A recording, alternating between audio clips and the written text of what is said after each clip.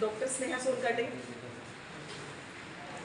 सिंदगाव, तुळजापूर तालुका, जिल्हा धाराशिव। माझी थोडीशी पार्श्वभूमी मी आपल्याशी शेअर करू इच्छिते। मी स्वतः MDS ऑर्थोडॉन्टिस्ट डॉक्टर आहे आणि तुळजापूर तालुक्यातली असल्यामुळे पहिल्यापासूनच आई तुळजाभवानीच्या आशीर्वादाने आणि माझ्या आयुष्यामध्ये देशामध्ये ज्यांनी स्त्री शक्तीचा अभिमान वाटावा असं काम केले पुण्यश्लोक अहिल्यादेवी होळकर यांना आदर्श म्हणून मी डॉक्टर झाले आणि सामाजिक कामामध्ये लहानपणापासूनच मी आले। पण त्या कामाच्या दरम्यान माझे गुरु श्री डॉक्टर विकास महात्मे हे राज्यसभेचे खासदार होते। ते स्वतः डॉक्टर असल्यामुळे ते माझे गुरु पण होते सामाजिक, आणि ते स्वतः डॉक्टर पण आहेत। अशा दोन्ही पद्धतीने ते माझे गुरु आहेत।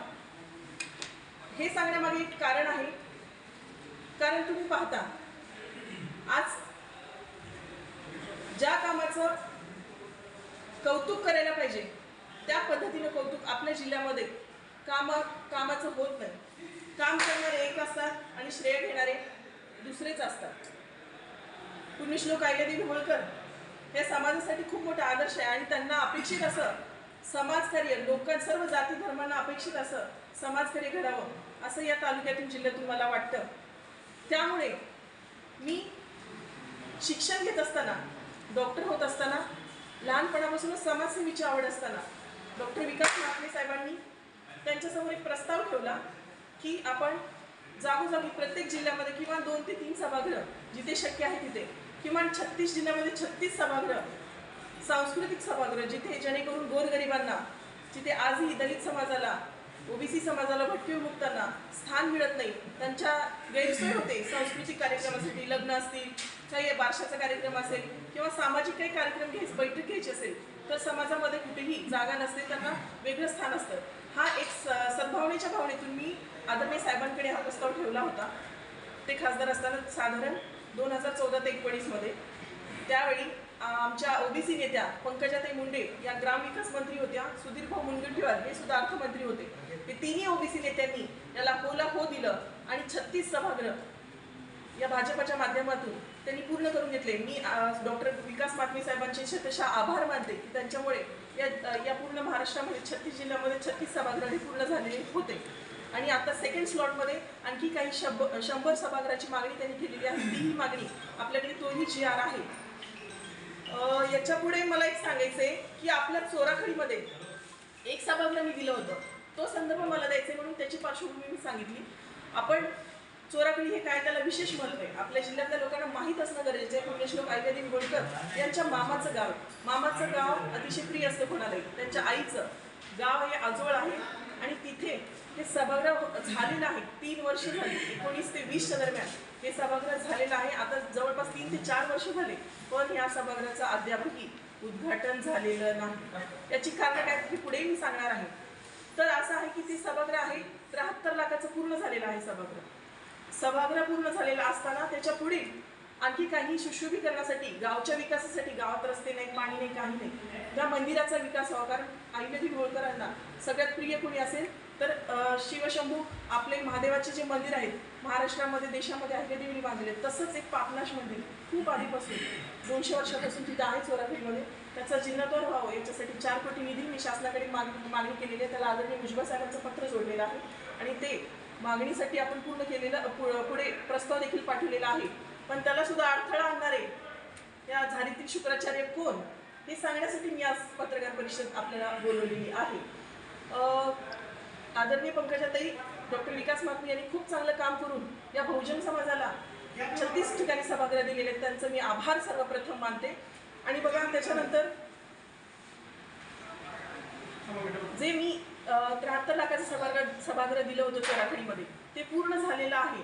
त्याच्यानंतर आमदार राणा पाटील असतील, स्थानिकचे प्रस्थापित सगळे नेते असतील, यांनी जाणून बुजून याचं उद्घाटन होऊ दिलेलं नाही। याचं कारण काय तर अहिल्यादेवीचे विचार या बहुजन समाजाला कळाले नाही पाहिजे, कारण त्या हॉलला नाव कुठलं असणारे, संस्कृतीत अहिल्यादेवी होळकरांचं नाव असणारे, बहुजनांना जाणून बुजून दूर ठेवायचं। आणि 2019 पासून हे आमदार साहेब 2024 पर्यंत आमदार होते की नाही जिल्हा कोणाच्या ताब्यात आहे मला सांगा. मोठे नेते आहेत की नाही आमदार साहेब, त्यांच्याशिवाय जिल्ह्याचं पान हलतं का? मग या सभागृहाची वेळोवेळी 3 वेळा आमदार खासदार विकास महात्मे साहेब, आता खासदार नाही, त्याला 3 वेळा तारीख देण्यात आली, तरी पण 3 वेळा यांनी कॅन्सल केली ही तारीख आणि त्याचं लोकार्पण झालेलं नाही. म्हणजे जिथं काम झालेलं आहे त्याचं लोकार्पण करायचं नाही आणि जिथं तुम्ही कामच केलेलं नाही. आज तुळजापूरमध्ये तुम्ही त्या स्मारकासाठी, अहिल्यादेवी होळकरांच्या स्मारकासाठी 1 कोटी घोषणा केलेली आहे आणि त्याचं भूमिपूजन आज केले. 5 वर्ष काय झोपला होतात का? 5 वर्षामध्ये हे भूमिपूजन करून काम का पूर्ण केलं नाही? धनगर समाजाच्या तोंडाला पाणी पुसायचे काम करता का? धनगरांना वेड्यात काढता का? 5 वर्ष का काम केलं नाही? आणि जे आम्ही काम केले, डॉक्टर स्नेहाने जे काम केले त्याचं तुम्ही उद्घाटन होऊ देत नाही. ही बोलण्याची आज वेळ का आली आम्हाला? कारण ज्याचं उद्घाटन झालेलं कामाला तुम्ही जे काम पूर्ण झालेलं कामाला तुम्ही उद्घाटन होऊ देत नाही. ही तुमची झुंडशाही, ही या जिल्ह्यामध्ये झुंडशाही चालणार नाही. हा धाराशिव जिल्हा आई तुळजाभवानीच्या आशीर्वादाने चालतो, हे चालणार नाही. आणि तुम्ही भूमिपूजन केलं, आम्हाला त्याचं काही त्याच्याबद्दल आम्हाला अभिमानच आहे, पण हे काम तुम्ही आधी का नाही केलं? 5 वर्ष काय झोपा काढल्या का? हे मला त्यांना विचारायचं आहे. तसेच हे जे 36 जिल्ह्यामध्ये जे आपण सभागृह दिला त्याला 150 कोटीचा निधी तात्कालिक खासदार साहेबांनी दिला होता. खासदार साहेब म्हणजे आदरणीय डॉक्टर विकास महात्मे साहेब, राज्यसभेत खासदार. आणि त्याच्यानंतर आता हे बघा, राणा पाटलांनी 1 कोटीची निधी जाहीर करून भूमिपूजनासाठी, अहिल्यादेवीच्या स्मारकासाठी तुळजापूरमध्ये 1 कोटीची घोषणा करून फक्त फसवणूक केली. आता घोषणा केली, आणखी यांच्या पिढ्यानपिढ्या जातील, नंतर स्मारक उभा राहील, उद्यान उभा राहील, असं मला वाटतं.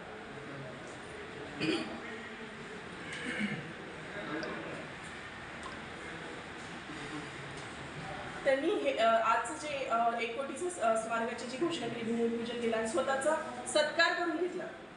त्यांना लाज वाटली पाहिजे स्वतःचा सत्कार करून घेताना. आणखी फक्त भूमिपूजन झाल्याने सर्व धनगर समाजाला राजकीय फायद्यासाठी, इतक्या खालच्या थराला तुम्ही जाता, राजकीय फायद्यासाठी तुम्ही स्वतःचा सत्कार करून घेता, ज्याचं आणखी कामच पूर्ण झालेलं नाही.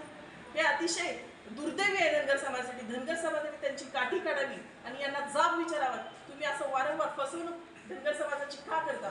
राहिला मुद्दा आणखी हा लोकार्पण, चोराखळीचा लोकार्पण रोखण्यामागे काय राजकारण आहे नेमकं, त्यांनी हे स्पष्ट करावं.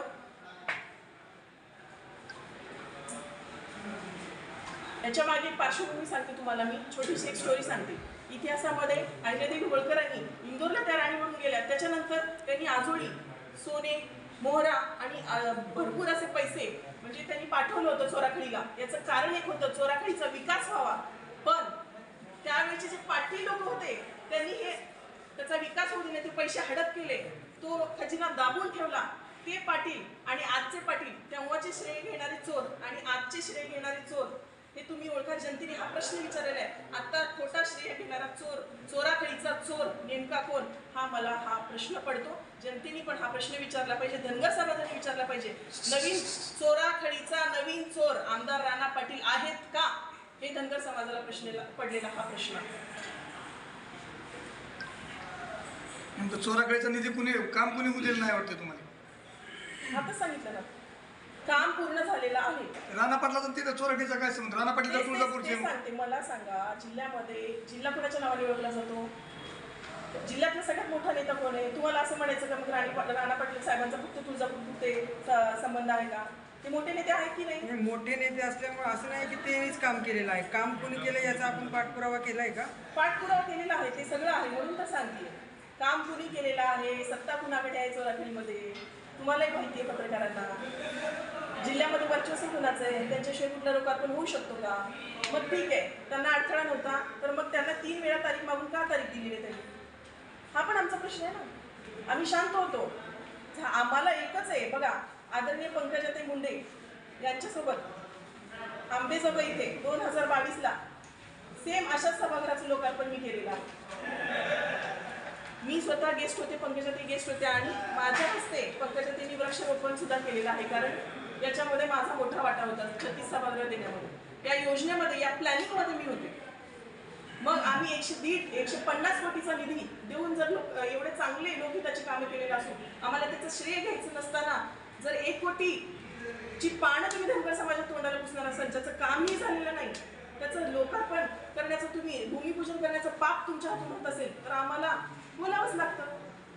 बघा हे सभागृह आदरणीय पंकजाताई मुंडेसोबत आंबेजोगाईमध्ये सभागृहाचं लोकार्पण झाले 2022. सगळे सभागृह एकाच वेळी पूर्ण झालेले आहेत. तुम्ही मॅडम 2022 पासून आजपर्यंत का पत्रकार परिषद घेतली? ते आम्ही वारंवार त्यांना डेट्स मागितल्या. नाही पण इकडे बाहेर माध्यमात काय ते चाललंय? आम्हाला हे बघा कसं असतं, प्रत्येक वेळेस आपण अपेक्षा ठेवतो आज पूर्ण होईल उद्या पूर्ण होईल. सभागृह पूर्ण झालं त्याचं काम, तिथे लोक बसतात. आज बघा हे सभागृहाचे चित्र आहे पूर्ण झालेलं. आजचं सोरागडीचं सभागृह अतिशय सुंदर जाते. बोल तिथं मुलं झोपतात अक्षरशः. 150 कोटी रुपये निधी राज्यात आहे का फक्त राज्यात आहे. प्रत्येक ठिकाणी 73 ते 80 लाखाचं सभागृह, एक सभागृहाचं दिलेलं सभागृह पूर्ण झालंय, पण त्याचं उद्घाटनच झालेलं नाही. मुख्यमंत्र्यांकडे हुकूम काय पाठवलं केलं ना काही असं तेच सांगते तुम्हाला, सत्ता कुणाकडे आहे? नाही ह्यांची तक्रार केली नाही कोणी. तक्रार हे बघा, त्यांनी तारीख देऊ करू, सभागृह करू, लोकार्पण करू. आम्ही तेच वाट बघतोय ना. तेच आमचा प्रश्नच आहे की चोराखडीचे चोर कोण आहेत? चोराखडीचे चोर कोण आहेत हेच आमचा प्रश्न आहे. चोराखडी हा जिल्ह्याचा केंद्रबिंदू आहे बहुजनांचा. त्याचं उद्घाटन का ठेवलं? आणि आता ज्याचं कामच झालेलं नाही, आम्हाला अभिमान आहे इथे त्यांनी भूमिपूजन केलं, पण त्याचं काम कधी करणार आहे? 5 वर्षात का भूमिपूजन केलं नाही? 5 वर्षात का भूमिपूजन केलं नाही? 5 दिवसात सुद्धा ते काम पूर्ण होऊ शकलं असतं की नाही? ठीक आहे, 5 महिन्यात काम पूर्ण होऊ शकलं असतं तुळजापूरच्या स्मारकाचं. तुम्ही का राजकारण करण्यासाठी धनगर समाजाला तुम्ही ओळखता का? मला त्यांना पूर्णच प्रस्थापित नेत्यांना, इथल्या आमदारांना सांगायचं, धनगर समाजाला तुम्ही गृहीत धरू नका. आता धनगर समाजाचे लोक माझ्या पाठीशी आहेत. गावोगावी मी धनगर समाजाला आता समाज शाळा झाले, मला समाजाने ऍक्सेप्टन्स केलेलं आहे की ताई तुम्ही एवढं काम करून सुद्धा हे लोक दुसरे श्रेय घेतात. ह्याच्यावर कोणीतरी आवाज उठवला पाहिजे. ही लोकांची मागणी आहे म्हणून मी इथे आली. आपण उद्घाटन का केलं नाही कोणत्या लोकांना बोलून तिथं चोराखडीचं? सगळे यायला रेडी होते, पण सांगते काय, त्याचा मुद्दाच हा आहे की कुणी येऊ दिलं नाही. कुणी सत्ता कुणाच्या हातात आहे जिल्ह्याची? प्रत्येक वेळेस टोलवाटोली कुणी करायची, पुढे घेऊ तारीख, हेच तर मला सांगायचंय. आता पर्यंत आपण उद्घाटन करणार करूया, प्रतिकात्मक उद्घाटन करणार. करणार. आणि त्याच्यापेक्षाही पुढचं सांगते, त्याच्यानंतर मी 4 कोटीचा निधी जो मागितला होता मंत्रालयामध्ये, आता त्याची फाईल पोहोचली आहे, तो निधी सुद्धा देण्यासाठी अडथळा आणणारे हेच प्रस्थापित तुळजापूरच्या आमदारांनी. आता त्यांना तारीख मागणार आहे का उद्घाटन करायला? आता का तुम्ही स्वतः नाही, आम्ही सगळ्यांना निरोप देऊ. हे बघा, ते सभागृह सर्वांसाठी आहे. जरी खासदार विकास पाटील साहेबांनी जर गेला असेल तरी हे सर्व जाती धर्मासाठी सभागृह आहे. आम्ही निरोप देऊ. तरी त्यांनी खोडा घातला तर धनगर समाज त्यांची काठी तयारच आहे. हे चोर पण आहेत, ओळखायला धनगर समाज आता सक्षम झालेला आहे. कारण तुम्ही त्याच्यानंतर सुद्धा मी 4 कोटीचा निधी सुशोभीकरणासाठी मागितलेला होता सरकारला. त्याच्यात अडथळा आणणारे चोर कोण आहेत? त्याच्यात अडथळा आणणारे नेते कोण आहेत? हे शोधतं का तुम्हाला? कारण मागासवर्गीय लोकांवर अन्याय करणारी भूमिका कायम तुम्ही घेतलेली आहे. आज राजकारणासाठी तुम्ही अहिल्यादेवींचं नाव वापरता. माझं बॅनर फ्लेक्स फाडले तुम्ही इथे बेंबळीमध्ये, माहिती आहे तुम्हाला, तुम्ही बघितले सगळ्यांनी. फ्लेक्स का फाडले? माझा इतका धसका तुम्ही अहिल्याच्या लेखीचा घेतलेला आहे का? बहुजनांचं एक नेतृत्व उभा राहते या जिल्ह्यामध्ये. तुम्हाला इतकी भीती वाटते का मतांची? सगळे धनगर वोटिंग माझ्या मागे येते याची तुम्हाला भीती वाटते का? आम्हाला आमदार साहेबांना प्रश्न आहे, माझे फ्लेक्स कुणी फाडले? प्रस्थापित नेत्यांना माझा प्रश्न आहे, माझे फ्लेक्स कुणी फाडले? आपला संशय कोणावर आहे? संशय मला सर्वच प्रस्थापित नेत्यांना सांगायचं आहे. त्यांनी आता कसं आहे, मी पाहिलेलं नाहीये, पण मला संशय म्हणण्यापेक्षा मी सगळ्यांनाच हा प्रश्न विचारलेला, माझा फ्लेक्स धसका कुणाला लागलाय? धनगर समाजाचं वारंवार पारंपरिक वोट बँक कुणाला जाते? ओबीसीचे पारंपरिक वोट बँक कुणाला जाते? मी ओबीसी लीडर म्हणून तुम्हालाही तो उत्तर समजत असेल. आणि दुसरी गोष्ट, बेंबळीमध्ये फ्लेक्स फाडले, रात्रीतून फाडले, दिवसा ढवळ्या नाही फाडले. प्लस तिथे कुठलं गाव होतं, वागदरी, नळदुर्ग, तिथे सुद्धा छगन भुजबळ साहेबांचे पोस्टर माझ्यासोबत लावण्यात आले. आणखी कुठल्याही पक्षाचं नाव नसताना आम्ही ओबीसी नेते, आमच्या नेत्यांचा अभिमान आहे आम्हाला, आम्ही पोस्टर लावतोय. तर आकाश बिराजर नावाच्या मुलांनी 20 मराठा समाजाच्या कार्यकर्त्यांना त्यांनी रोखून धरलं की ते बोलले की इथं छग्याचं पोस्टर लावायचं नाही, आमच्या ह्या बाईचं पोस्टर लावायचं नाही. अशी भाषा शोधते का? ते कार्यकर्ते कुणाचे होते? आमदार राणा पाटलांचे होते. त्यांचं नावही सांगते मी, मदन पाटील नाव आहे त्यांचं. त्यांना महाराष्ट्रातल्या धनगर समाजाचे फोन गेले, त्यांना जाब विचारण्यात आला. हे वारंवार हे अन्याय करणारी भूमिका का घेताय तुम्ही? मला घाबरताय का तुम्ही? एक महिला पुढे राहिली, अहिल्याची कन्या, सावित्रीची लेक, जिजाऊची लेक पुढे आल्यामुळे तुम्हाला भीती वाटते का? हे आता चालणार नाही. तुम्ही बॅनर वर छेडछाड केलेली आहे. तसेच अहिल्यादेवीचं नाव वापरून धनगरांना पाठीत खंजीर खुपसण्याचं जे नाव काम केलेलं आहे इथल्या प्रस्थापित आमदार राणा पाटील असतील, आणखी इथले कळमचे आमदार असतील, सगळ्यांवरच माझा आरोप आहे. फक्त राणा पाटील नाही तर कळमच्याही आमदार याच्यामध्ये सामील आहेत. कळमच्याही आमदारांनी लोकार्पण करण्यासाठी पुढे यायला पाहिजे होतं. त्यांनी का नाही पुढे आले? त्यांचा मतदारसंघ आहे ना. आपण त्यांना सांगितलं होतं. हो, सगळ्यांना निरोप दिलेला आहे. असं दबाव का वाढेल नाही तुम्ही उद्घाटनासाठी दबाव का वाढेल नाही तुमचा सगळं झालेलं आहे. तारीख पे तारीख प्रस्थापितांची ही सवय आहे. प्रत्येक ठिकाणी तारीख पे तारीख. आता तीन बहुजन नेत्यांनी हे काम पूर्ण केलेलं आहे. त्याचा संदेश महाराष्ट्रामध्ये ते तर मी तर भाजपचं नाव घेते की त्यांच्या माध्यमातून आमचा प्रस्ताव मान्य केला आणि त्यांनी काम चांगलं करून दाखवलं. पंकजाताई असताना मग आमच्या नेत्यांचं कुठेतरी श्रेय मिळू नये म्हणून हे तुमचं चालू आहे का असं मला विचारायचं. मला कोणाला वैयक्तिक टीका करायची नाही, पण हे आमच्या धनगर समाजाविषयी अस्मितेची भावना आहे. आमच्या अहिल्यादेवी म्हणजे आमच्या अस्मितेचा विषय. आमच्या अहिल्यादेवीचं नाव पुढे करून राजकारण ह्या जिल्ह्यामध्ये चालणार नाही आणि कोणी खपवून घेणार नाही. मॅडम आडकाठी घालत मग आपण आणि आज तुळजापूर नाही, चोरापूर. चोराखड सॉरी आणि तुळजापूरमध्ये जे स्मारकाचं भूमिपूजन होत आहे त्या भूमिपूजन संदर्भात धनगर समाजाच्या वतीने राणादादाचा समाजाचा भव्य नागरिक सत्कार केला जातो समाजाच्या वतीनं. मग त्यांना ज्या विचारण्याचा सोडून त्यांच्या नागरिक सत्कार काय मोल करताय त्यांना जाब विचार माझ्या त्या संदर्भात सांगते तुम्हाला की फक्त भूमिपूजनासाठी स्वतःचा सत्कार करण्यासाठी हे तुम्ही ड्रामा घडून आणलेला का, इव्हेंट घडून आणलेला का? सत्कार कोणी त्यांच्या कार्यकर्त्यांनी त्यांना सांगितल्याशिवाय कोणी सत्कार करणार आहे का? पॉलिटिकल स्ट्रॅटर्जी आहे, कॉमन आहे, खूप कॉमन आहे ही गोष्ट.